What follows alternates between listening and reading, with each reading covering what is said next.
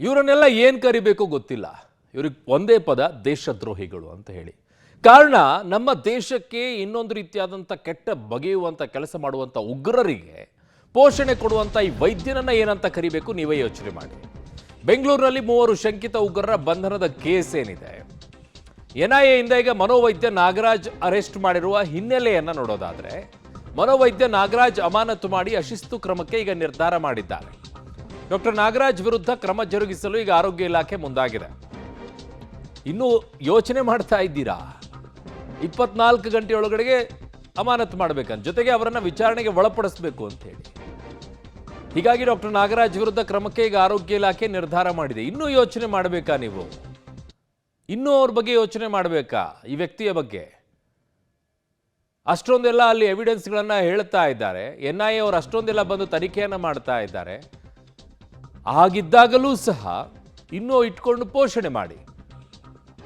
Medicine ನೆಪದಲ್ಲಿ ಬಾಕ್ಸ್ಗಳಲ್ಲಿ mobile ಒಯ್ಯುವಂಥದ್ದು ಏನ್ರಿ ಅದು?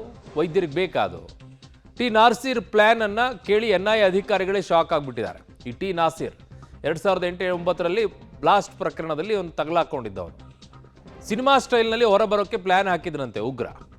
ಏನು ಮುಸ್ಲಿಂ ಯುವಕರ ತಂಡ. ಮುಸ್ಲಿಂ ಯುವಕರು ಯಾರು ಅಂತಂದ್ರೆ ಸಣ್ಣ ಪುಟ್ಟ ಕೇಸ್ಗಳನ್ನ ಮಾಡ್ಕೊಂಡ್ಬಿಟ್ಟು ಜೈಲಿಗೆ ಹೋಗಿರ್ತಾರಲ್ಲ, ನಮ್ಮ ಹಮಾರ ಬಚ್ಚ ಕುಚನೆ ಕಿಯಾ ಅನ್ಕೊಂಡು ಓಡಾಡ್ಕೊಂಡು ಬರ್ತಾರಲ್ಲ, ಅವ್ರ ಒಳಗಡೆ ಹೋದಾಗ ಅವ್ರನ್ನ ಬೆಂಬಲ ತಗೊಳ್ಳೋದಂತೆ. ಅಂಥ ಹುಡುಗರನ್ನೇ ಟಾರ್ಗೆಟ್ ಮಾಡೋದಂತೆ. ಅವರನ್ನು ಬ್ರೈನ್ ವಾಶ್ ಮಾಡೋದು, ಮೈಂಡ್ ವಾಶ್ ಮಾಡಿ ಅವರನ್ನು ಬಳಕೆ ಮಾಡಿಕೊಂಡು 2023ರಲ್ಲಿ ಕೋರ್ಟಿಗೆ ಹಾಜರುಪಡಿಸೋ ಸಂದರ್ಭದಲ್ಲಿ ಬ್ಲಾಸ್ಟ್ ಮಾಡಿಸೋದಂತೆ.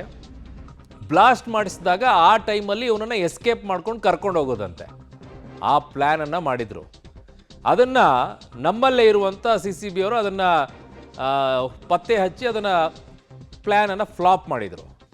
ಶಂಕಿತ ಜುನೈದ್ ನೇತೃತ್ವದಲ್ಲಿ ನಾಸೀರ್ನ ಕರ್ಕೊಂಡು ಬರೋಕ್ಕೆ ಪ್ಲ್ಯಾನ್. ಅದಕ್ಕೆ ಈಗ ಈ ಜುನೈದ್ ಏನಿದಾನಲ್ಲ, ಎಸ್ಕೇಪ್ ಹಾಕ್ಕೊಂಡು ಹೋಗಿದಾನಲ್ಲ, ಅವನು ಏನು ಹೇಳ್ತಾನೆ ಕೆಲಸ ಇಲ್ಲ. ASI ಚಾಂದ್ ಪಾಷಾ ಮಾಡ್ತಿದ್ದಾರಂತೆ. ಯಾರನ್ನು ನಂಬೋದ್ರಿ ಇನ್ಮೇಲೆ?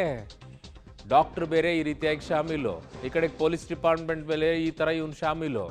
ಯಾರನ್ನು ನಂಬೋದು ಅಂತ ಹಾಗಿದ್ದಾಗ ನನ್ನ ಸಹೋದ್ಯೋಗಿ ಉಮೇಶ್ ನನ್ನ ಸಂಪರ್ಕಕ್ಕೆ ಸಿಗ್ತಾ ಇದ್ರೆ ಕ್ರೈಮ್ ಬ್ಯೂರೋ ಇಂದ. ಉಮೇಶ್, ಇವರೆಲ್ಲ ಕಂತ್ರಿ ಕೆಲಸ ಮಾಡೋದ್ರಿಂದ ಈ ಡಾಕ್ಟ್ರು ಮಾಡಿರುವಂಥ ಕೆಲಸ, ಆ ASI ಮಾಡಿರುವಂಥ ಕೆಲಸದಿಂದಾಗಿ ಪಾಪ ಚೆನ್ನಾಗಿ ಕೆಲಸ ಮಾಡುವಂಥವ್ರ ಮೇಲೂ ಕೂಡ ಅನುಮಾನದ ದೃಷ್ಟಿಯಿಂದ ನೋಡುವಂಥ ಪರಿಸ್ಥಿತಿ ಬರುತ್ತೆ ಇವಾಗ.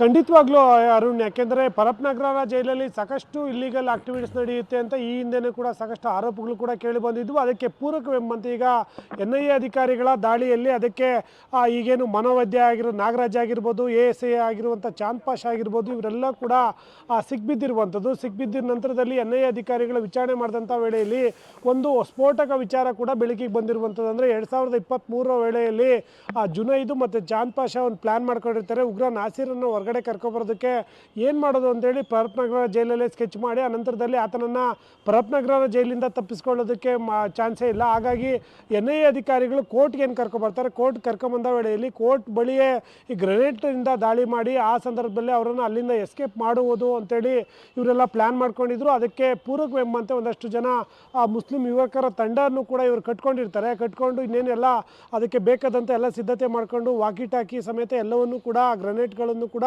ರೆಡಿ ಮಾಡ್ಕೊಂಡಿದ್ರು. 2023ರಲ್ಲಿ CCB ಪೊಲೀಸರೇನು ಹೆಬ್ಬಾಳ ಬಳಿ ದಾಳಿ ಮಾಡ್ತಾರೆ. ದಾಳಿ ಮಾಡಿದಂಥ ವೇಳೆಯಲ್ಲಿ ಇವರು ಪ್ಲ್ಯಾನ್ ಎಲ್ಲ ಫ್ಲಾಪ್ ಆಗುವಂಥದ್ದು. ಆ ಸಂದರ್ಭದಲ್ಲಿ ಅಧಿಕಾರಿಗಳಿಗೆ ವಾಕಿ ಟಾಕಿ, ಪಿಸ್ತೂಲು ಮತ್ತು ಗ್ರೆನೇಟು ಎಲ್ಲವೂ ಕೂಡ ಪತ್ತೆ ಆಗಿದ್ವು ಅನ್ನೋದು NIA ಅಧಿಕಾರಿಗಳ ವಿಚಾರಣೆಯಲ್ಲಿ ಗೊತ್ತಾಗ್ತಾ ಇರುವಂಥದ್ದು. ಮತ್ತೊಂದು ಕಡೆ ಈ ಜುನೈದ್ ಏನು ನಾಪತ್ತೆ ಆಗಿದ್ದಾನೆ, ಆತನ ಪತ್ತೆಯ ನಂತರದಲ್ಲಿ ಇವರ ಮತ್ತಷ್ಟು ಪ್ಲ್ಯಾನ್ಗಳು ಮತ್ತು ಪರಪ್ನಗರ ಜೈಲಲ್ಲಿ ಅಥವಾ ಹೊರಗಡೆ ಇನ್ನೇ ಯಾರಾದರೂ ಇವ್ರಿಗೆ ಸಪೋರ್ಟಿವ್ ಆಗಿದ್ದಾರೆ ಅನ್ನೋದು ಅಂಶ ಬೆಳಕಿಗೆ ಬರಬೇಕಿದೆ.